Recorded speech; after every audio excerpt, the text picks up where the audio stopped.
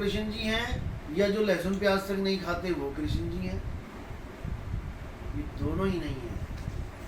कृष्ण जी शरीर हैं ही नहीं, और हम भी शरीर नहीं है। हमें तो एक रोल मिल गया शरीरों का, किसी को कोई शरीर पकड़ा दिया, किसी को कोई शरीर पकड़ा दिया कि चल बेटा इस दुनिया में अब रोल प्ले करके आ। जो रोल हमें मिला, हमने अपने आप को इतना रमा दिया उस रोल में कि अब हम उस रोल से हटके अपने आप को नहीं देख पा रहे। आज भी फिल्मों में किसी को राजा महाराजा का रोल मिल जाए और वो बहुत ज़्यादा रम जाए, तो उसके डायलॉग घर में भी ऐसे चलते हैं, खाना पेश किया जाए। अब बीवी कहेगी भाई ये ड्रामा अपना वहीं छोड़ के आता, ये दिमाग में ऐसा फिट हो जाता है। उसके बाद उनको साइकेट्रिक डॉक्टर के पास जाना पड़ता है, वो उनको दोबारा उस रोल में से बाहर निकालते हैं कि बेटा ऐसा मत कर, निकल इस रोल से बाहर, तू राजा नहीं है, तूने तो एक रोल प्ले किया था। लेकिन इतनी बार उसको प्रैक्टिस में लेके आया वो उस रोल को कि वो अपने आप को राजा ही समझने लग गया। ये असलियत बता रहा हूँ मैं आपको। कई हीरो हैं जिनको साइकेट्रिक डॉक्टर के पास जाना पड़ गया, ऐसे ऐसे रोल प्ले कर। मंगल सिंह, आमिर खान ने मंगल सिंह का रोल किया, वो मंगल सिंह ही बन गया था, वो घर में भी मंगल सिंह ही बना हुआ था, निकल ही नहीं पा रहा था उस रोल से बाहर। तो ऐसे कई हीरो हैं, ऐसे ही हम भी हैं। हमें ऐसा रोल मिल गया कि मैं अब अपने आप को आदमी के बिना कुछ देख ही नहीं पा रहा हूँ। औरत अपने आप को औरत के सिवा अपने आप को जान ही नहीं पा रही है। बच्चा अपने आप को बच्चे के सिवा कुछ देख ही नहीं पा रहा है।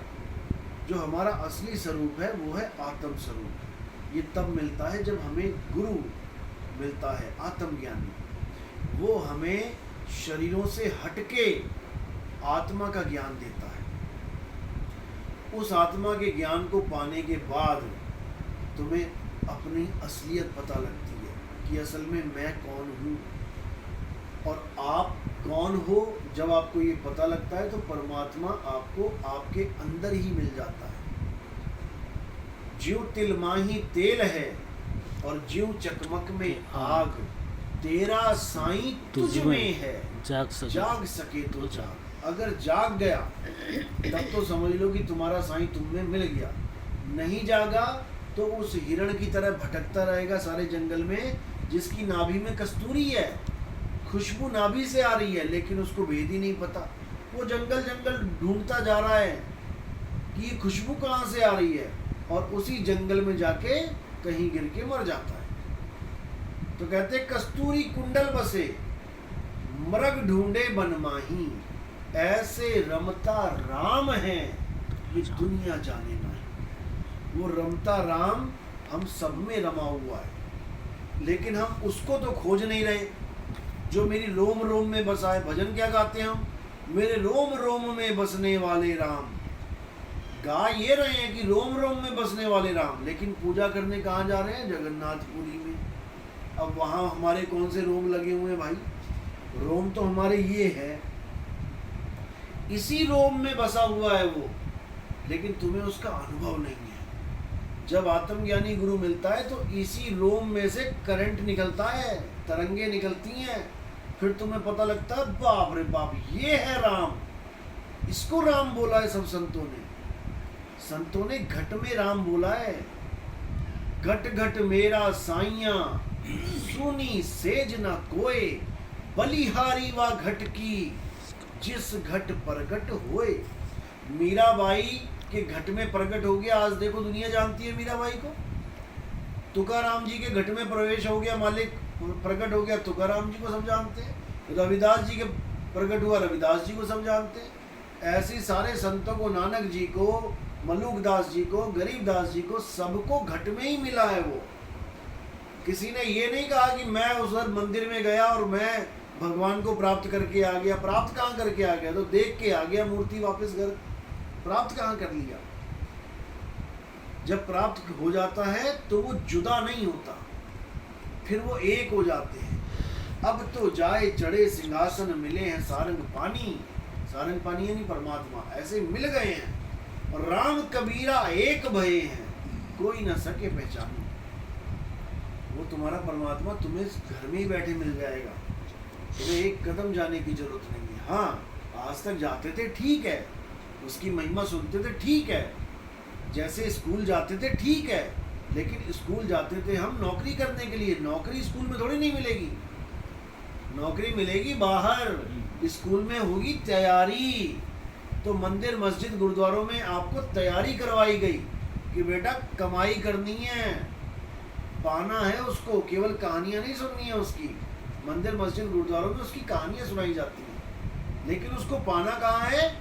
घट में, घट में वो मिलेगा। अब उस घट का भेद एक भेदी गुरु से मिलता है, वो आपको भेद बताता है तीनों घट का, तन घट, मन घट, आत्म घट। इन तीनों घटों में दुनिया हैरान परेशान है। इन तीनों घटों को जब तक आपने नहीं समझ लिया, जब तक भक्ति की ABCD भी नहीं कर पाओगे। क्योंकि दुनिया में जितने गुरु बैठे हैं ये दो घटों को जानते हैं केवल, एक तन घट और इसके अंदर एक मन घट। इन दोनों के अलावा तीसरा घट नहीं पता इन्हें, केवल नाम सुना है आत्म घट का। क्यों? क्योंकि ये लोग क्या करते हैं, जब परमात्मा की बात आती है तो ये लोग आपको आपके शरीर के अंदर खोजने की बात करते हैं कि कहाँ परमात्मा रहता है। तुम्हारे शरीर के अंदर परमात्मा रहता है, बस यही दिक्कत है। परमात्मा हमारे घट में रहता है, हमारे शरीर घट में नहीं। हमारा घट यानी आत्म घट, क्योंकि हम शरीर है ही नहीं, हम हैं आत्मा, और परमात्मा मुझ में रहता है। तेरा साईं तुझ में है, ना कि तेरा साईं तेरे शरीर में है। बस इसमें महीन सा फर्क है, लेकिन इस फर्क को अगर समझ लोगे तो बात बन जाएगी। मैं इस मकान में बैठा हूँ और मेरे अंदर मेरा दिल है। अब दिल मेरे अंदर है या मेरे मकान के अंदर? बस इतना समझना है। दिल मेरे अंदर है और मैं मकान के अंदर हूँ, लेकिन तुम पूरे मकान में खोज लो, तुम्हें दिल नहीं मिलेगा कहीं। दिल खोजने के लिए तुम्हें पहले मेरे अंदर घुसना पड़ेगा। इसी प्रकार तन घट और मन घट, इन दोनों में खोज नहीं करनी है, क्योंकि ना मैं तन हूं और ना मैं मन हूं, मैं हूं आत्मा। तो आत्मज्ञानी गुरु पहले इन दोनों घटों को किनारे कर देगा। बेटा तन को भी छोड़ और मन को भी छोड़, अब समझ कि आत्मा कहाँ है। क्योंकि पंखा चल रहा है तो इसका मतलब करंट है, और पंखा नहीं चल रहा इसका मतलब करंट नहीं है। अब मैं चल रहा हूँ यानी मेरा शरीर चल रहा है, तो इसका मतलब आत्मा है। और कोई शरीर पड़ा हुआ है इसका मतलब आत्मा नहीं है। तो जब मैं चल रहा हूँ और आत्मा है, तो मुझे केवल और केवल आत्मा का ही ज्ञान चाहिए। मुझे तन का और मन का ज्ञान नहीं चाहिए। तन मन में तो मैं वैसे ही फंसा पड़ा हूँ। तो वो गुरु क्या करता है, वो तन घट और मन घट को अलग कर देता है और तुम्हें तुम्हारा आत्म घट समझा देता है कि बेटा आत्म घट कहाँ पे है। अब तुम्हारा जो फोकस होता है, सीधा फोकस तुम्हारी आत्मा पे आ जाता है। जब तुम्हारी आत्मा पे फोकस आ जाता है तुम्हारा, उसको कहते हैं विहंगम चाल, यानी तीर का सीधा निशाना निशाने पे, चिड़िया की आंख पे। अब अर्जुन को पूछा कि भाई क्या दिखाई दे रहा है, तो वो कहता मुझे चिड़िया की आंख दिख रही है और कुछ नहीं दिख रहा है। तो गुरु द्रोणाचार्य ने कहा कि बेटा तू लगा निशाना। और बाकियों से पूछा तो कोई कहता चिड़िया की पूंछ दिख रही है, कोई कह रहा पेड़ दिख रहा है, कोई कह रहा पत्ते दिख रहे हैं। जब तक सब कुछ दिख रहा है तब तक कुछ भी नहीं दिख रहा, और जब केवल वो दिख रहा है तो समझ लो सब कुछ दिख गया। तो केवल निशाना लगाना है विहंगम चाल से। विहंगम चाल यानी कि सीधी चाल, बीच में कोई रुकावट नहीं। मेरी आंख और चिड़िया की आंख, आंख को आंख देख रही है, बीच में और कुछ नहीं। इसी प्रकार मेरी सुरत और मेरा शब्द यानी मेरा स्वरूप, और बीच में कुछ नहीं, कोई मंडल नहीं, कोई पड़ाव नहीं, कुछ नहीं। इसी को समझना है, इसी को समझना है। तो साहिब भी कह रहे हैं कि शब्द विहंगम चाल हमारी, कहें कबीर सतगुर दई तारी, खुले कपाट शब्द झनकारी, पिंड अंड के पार। पिंड अंड छुड़वा दिया, पिंड भी छुड़वा दिया, अंड भी छुड़वा दिया। पिंड अंड के पार सो देश हमारा है, कर नैनो दीदार महल में प्यारा है। साहिब कह रहे जितने नकली निशाने हैं, जितने गुरु बैठे हैं A to Z पूरे वर्ल्ड में, आप किसी के पास भी चले जाओगे वो क्या कह देंगे आपको, बेटा तुम्हारे परमात्मा कहाँ रहता है, तुम्हारे अंदर रहता है। 50% तो ऐसे मिलेंगे जो तुम्हें ये भी नहीं कहेंगे अंदर रहता है, वो कहेंगे बेटा आओ मंदिर में मत्था टेको, प्रसाद चढ़ाओ और खाओ प्रसाद, भगवान पार कर देंगे। 50% तो ऐसे बाहर मुखी गुरु मिलेंगे जो तुम्हें अंदर की यात्रा करवाएंगे ही नहीं, और 50% ऐसे मिलेंगे जो तुम्हें अंदर की यात्रा करवाएंगे। कहेंगे बेटा प्राणों में ध्यान लगाओ, बेटा त्रिपुटी में ध्यान लगाओ, चक्रों में ध्यान लगाओ, मूल चक्र, स्वाद चक्र, कंठ चक्र। नहीं करना ये सब खत्म। जब शरीर ही छोड़ दिया तो सारे प्राण, पिंड, चक्कर फक्कर ये सब छूट गए। अब केवल आत्मा का निशाना। जब गुरु से भेद मिलता है, सोई गुरु पूरा कहावे, 2 अक्षर का भेद बतावे। भेद यानी रहस्य, सीक्रेट, कि क्या है वो रहस्य। एक छुड़ावे, एक लखावे, तब प्राणी निज घर को जावे।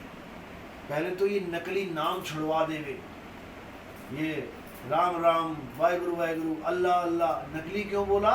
क्योंकि मैन मेड हैं, इंसानों के द्वारा बनाए गए हैं। एक असली हीरा है जो प्रकृति देती है, कोयले में मिलता है। एक नकली हीरा है, वो फैक्ट्रियों में बनता है, उसको हम कांच कह देते हैं। कांच का हीरा देखने में बिल्कुल वैसा लगेगा, लेकिन जब घन पड़ेगा ऊपर तो फूट जाएगा। एक असली सोना है जो मिट्टी में मिलता है, एक नकली सोना है जो फैक्ट्रियों में बनता है। सोने के कुंडल, सोने के नकली जो गलियों में 50-50 रुपए में बिकता है, उसमें मिलावट है। मिलावट है, दोनों नकली हैं। कांच भी नकली, सोना भी नकली। असली क्या है? जो प्राकृतिक है। इसी प्रकार प्राकृतिक क्या है? जो असली नाम है वो अपने आप से है, और जो नकली नाम है वो इंसानों ने बनाए हैं। क्योंकि जब आदि मानव था, जब इंसान आदि मानव था, इस दुनिया में पहली बार आया, उसके पास 4 तत्वों में से 5 तत्वों में से 4 तत्व थे यूज करने के लिए। वैसे 5 तत्व होते हैं, आकाश, हवा, अग्नि, पानी और धरती। इन 5 में से केवल वो 4 ही यूज कर पाता था। 5वां तत्व उसके पास था ही नहीं। कौन सा तत्व नहीं था उसके पास? अग्नि नहीं थी। जब वो इस दुनिया में आया तो उसके पास अग्नि नहीं थी। अग्नि की खोज की उसने। कैसे खोज करी? माचिस की फैक्ट्री में जाके पत्थर से पत्थर टकरा के, वहां से उसकी बुद्धि चली कि आग भी कोई चीज है। उस आग से ही उसका जीवन बदलना शुरू हो गया, नहीं तो जानवरों की तरह रहता था। अब जब उसने आग की खोज कर ली तो वो साइंटिस्ट बन गया। खोज करने वाले को साइंटिस्ट कहते हैं।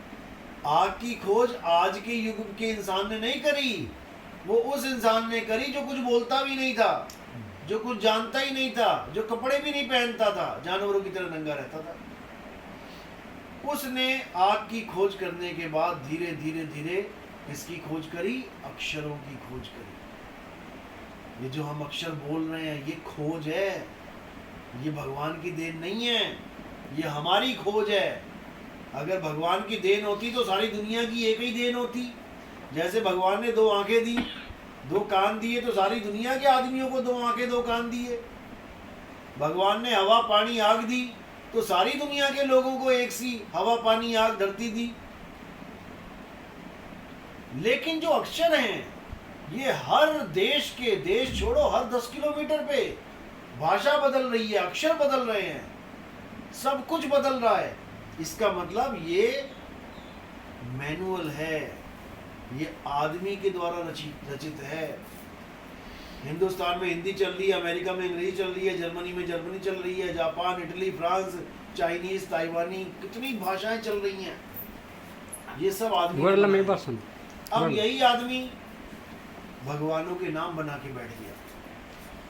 किसी ने राम बना लिया, किसी ने हरे कृष्णा बना लिया, किसी ने वाहेगुरु बना लिया। ये बनाए कैसे?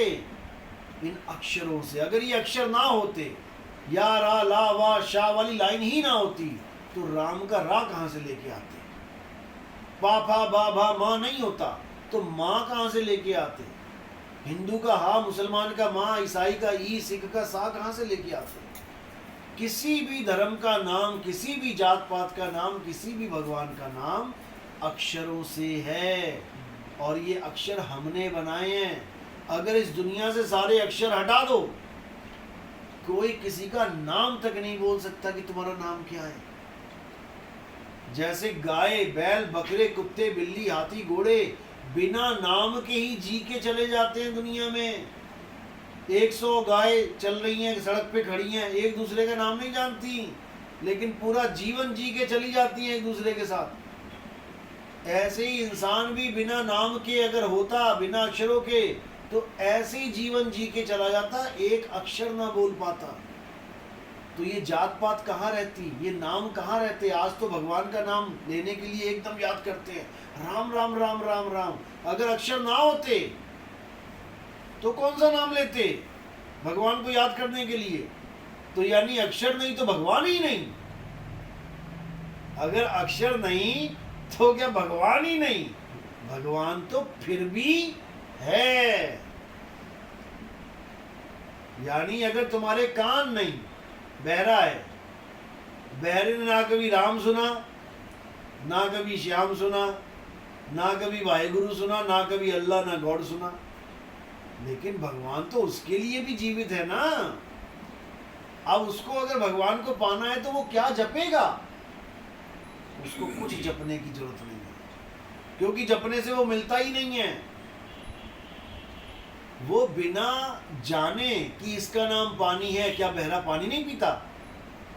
जो आदमी बहरा है, क्या वो पानी नहीं पीता, या सांस नहीं लेता, या खाना नहीं खाता, या फल फ्रूट नहीं खाता?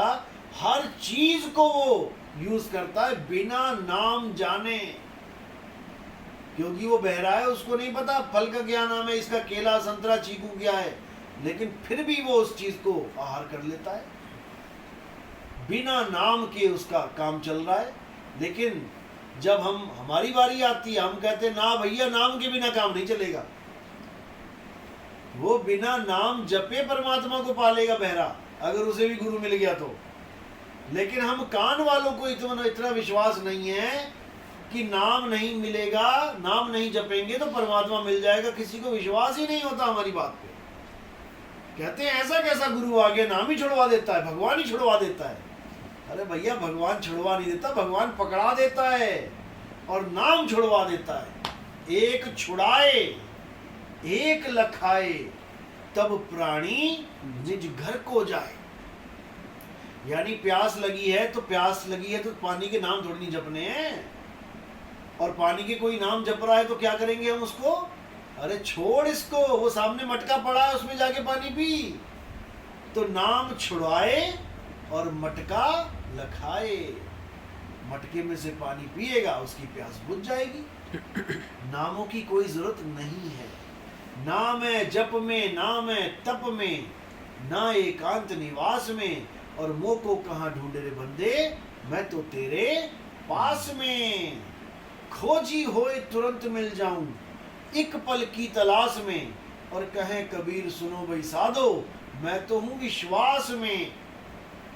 आपको पूर्ण विश्वास करना पड़ेगा कि मेरी आत्मा में परमात्मा का वास है, तब तो वो प्रकट होगा।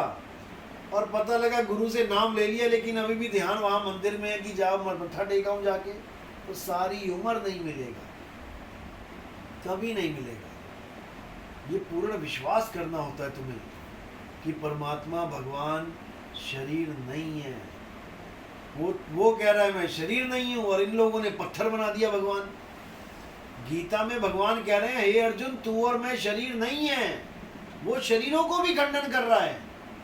और यहाँ पर पत्थर को भगवान बना के पुजवा रहे हैं ये लोग। बस यही दिक्कत है। आत्म खोजी बनना है, आत्मज्ञानी बनना है। आत्मज्ञानी को ही गीता में स्थित प्रज्ञ बोला गया है। हे अर्जुन, जो अपनी आत्मा में स्थित हो जाता है, जो अपनी आत्मा में संतुष्ट हो जाता है, जो अपनी आत्मा में तृप्त हो जाता है, तृप्त, जो बंदा तृप्ति हो गया, अब उसको क्या चाहिए? कुछ नहीं चाहिए। अध्याय 3 17वां श्लोक है ये जो मैं बोल रहा हूं। जो अपनी आत्मा में तृप्त हो जाता है, संतुष्ट हो जाता है, उसके लिए कोई धार्मिक कर्म कर्तव्य लागू ही नहीं होता। उसको कभी किसी मंदिर में जाके घंटी बजानी ही नहीं है, उसको किसी प्रसाद को ग्रहण करना ही नहीं है, उसको किसी तीर्थों में कोई परिक्रमा कुछ भी करना ही नहीं है। उसके लिए ये धर्म लागू ही नहीं है, ये कर्म लागू ही नहीं है। जैसे आप शादीशुदा नहीं हो और कोई फॉर्म भर रहे हो, अब वहां लिखा है बीवी का नाम, बच्चों का नाम, ससुर का नाम, सास का नाम, वो तुम्हारे लिए लागू ही नहीं है, क्योंकि तुम शादीशुदा हो ही नहीं। क्या लिखोगे वहां पे? वो खाली का खाली छोड़ दो। इसी प्रकार जब तुम्हें आत्मज्ञान हो रहा है, उसके बाद पूजा पाठ, प्रसाद, ये सारा जितना भी ड्रामा चल रहा है, कर्मकांड चल रहा है, इस सब को छोड़ दो। तुम्हें इतना सा भी पाप नहीं लगेगा। कोई तुम्हें पूछने वाला नहीं है कि तुमने ये क्यों किया। अभी आए थे ना प्रसाद लेके, वो कौन सा प्रसाद नहीं लिया? वो कहेंगे ले ओ, ये कैसा गुरु है? दुनिया कहां से कहां आती है जगन्नाथ में माथा टेकने, इसने हाथ में आके भी नहीं लिया, क्योंकि मेरे लिए वो लागू ही नहीं है। मुझे उससे पाप और पुण्य नहीं लग रहा है। ना खाने पे पुण्य लगेगा, ना छोड़ने पे पाप लगेगा, क्योंकि हम पाप पुण्य से न्यारे हैं। साहिब कह रहे हैं पाप पुण्य ये दोनों बेड़ी, एक लोहे एक कंचन केरी। एक लोहे की बेड़ी है और एक कंचन की, सोने की बेड़ी है।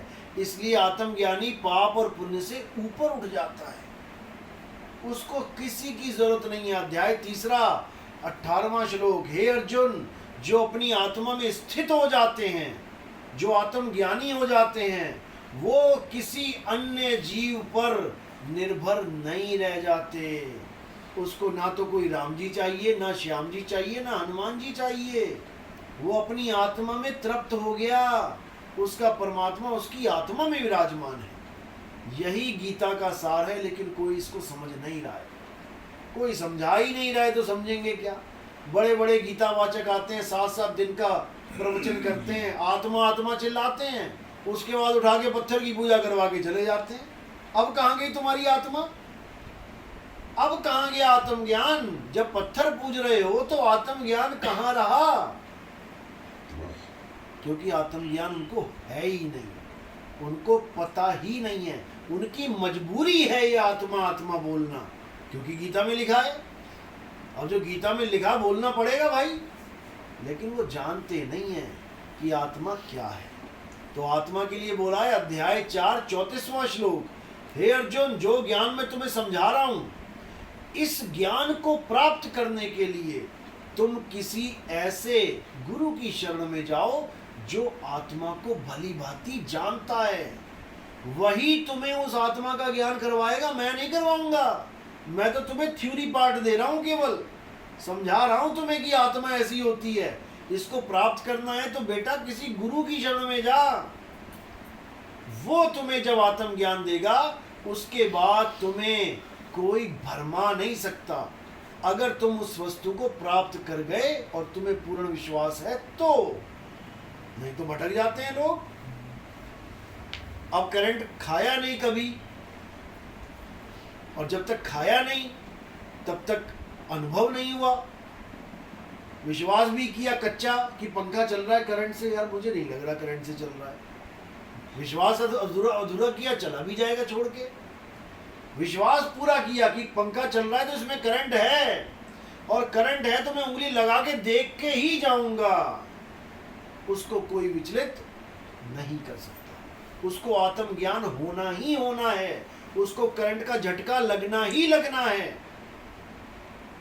तो ये है आत्मज्ञान। इसके प्राप्त होने के बाद आपको किसी की जरूरत नहीं पड़ती, आपको मेरी भी जरूरत नहीं पड़ेगी। आप फ्री हो जाओगे, अकेले हो जाओगे।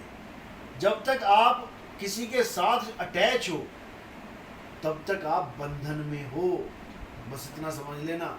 जब तक किसी और भगवान की प्रतीक्षा कर रहे हो, इंतजार कर रहे हो कोई मुझे आके बचाएगा मृत्यु के समय, तब तक आप बंधन में हो। साहिब कहते हैं, एक डाल दो पंछी बैठे, एक गुरु एक चेला। गुरु की करनी गुरु भरेगा, चेले की करनी चेला। तू उड़ जा हंस अकेला। वो ये नहीं कह रहे कि तू गुरु के साथ जाएगा या कोई भगवान के साथ जाएगा। उड़ जा हंस अकेला। चिड़िया अपने बच्चे को सिखाती है उड़ना। माँ बाप थे, चिड़िया अपने बच्चे को सिखा दिया उड़ना। बच्चा चला गया कहीं दाना चुगने, अब वो दाना चुग रहा है। अब किसी बहेलिये ने पत्थर मार दिया, तीर मार दिया, कुछ मारा। अब अगर वो ये सोच के बैठे कि माँ आएगी मुझे पकड़ के उड़ा के लेके जाएगी, तो वो मारा गया। अब उसने क्या करना है, उसने उस ज्ञान को जो माँ बाप ने सिखाया, उस ज्ञान को प्रैक्टिकल में लाना है। कि मेरी माँ ने मुझे ऐसे उड़ना सिखाया, मेरे बाप ने मुझे ऐसा उड़ना सिखाया, अब मेरी उड़ने की बारी है। और वो अकेला ही उड़ारी मार के चला जाएगा, बच जाएगा, नहीं तो वो मारा जाएगा। बस ऐसा ही आत्मज्ञान है। अपनी आत्मा पे भरोसा रखना है, तुम्हारी आत्मा में ही परमात्मा विराजमान है, इसके अलावा सब झूठ है। और काल भगवान ये नहीं चाहता कि ये ज्ञान किसी को समझ में आए, इसलिए जब ये ज्ञान चलता है, हमारा सत्संग कोई सुनता है, उसको इतनी तेज नींद आती है, इतनी तेज नींद आती है कि बंदा लड़खड़ाता रहता है। क्योंकि काल भगवान चाहता ही नहीं कि ये कान में पड़े किसी के। निंद्रा काल की दासी है, 2 मिनट में नींद आ जाती है हमारा सत्संग सुन के लोगों को। और कोई और भगवान की महिमा चल रही है, कोई गाने बजाने चल रहे हैं, तो पूरा पूरा रात जगवा लो लोगों को। ये इस सत्संग की महिमा है। लेकिन फिर भी बार बार समझने की कोशिश करो, तब जागृति होगी। मैं कहता हूँ जागृत रहियो, और तू जाता है सोई रे, तेरा मेरा मनवा कैसे एक होंगे। चलो बोले सतगुरु बंदी छोड़ कबीर साहिब की जय। सदा ही जय हो। सतनाम। अभी नाम दीक्षा तो नहीं चाहिए? चाहिए आप लोग को, पक्के होके आना है फिर। हाँ, फिर ये नहीं कि वहाँ जगन्नाथपुरी में सब